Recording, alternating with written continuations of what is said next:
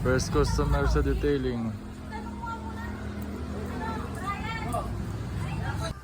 So good morning guys, nandito tayo sa biyayang pinagkaloob ni God sa business natin na pinagkakaabalahan natin pag wala tayong trabaho. So eto guys, ayos kami dito sa detailing studio namin. Nagkakabit kami ngayon guys ng tawag dito yung white honeycomb ang tinatawag hexagon light para sa auto detailing natin guys, services. So guys, pagyari na to sa mga kakilala ko na gusto magpara ceramic coating, interior exterior detailing, engine wash, premium car wash. So guys, available yung service dito sa Jam Princess Car Wash, Graceville branch guys.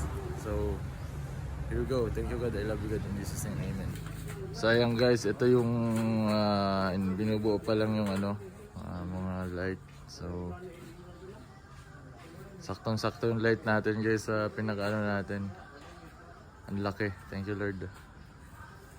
Guide nyo po kami God na mabuo namin ito ng maayos at walang madami sa part. In Jesus name, amen. So eto na guys, good morning ulit. Nabuo na yung structure ng honeycomb light natin. Meron na rin tayong base na ginawang tatlong steel matting guys. Ito yung pinaka base natin para maiangat siya dito sa taas. So mamaya ulit guys. So ayan na guys, tinry na namin, nakabit na namin yung bracket at gumagana lahat ng LED tube. Thanks God.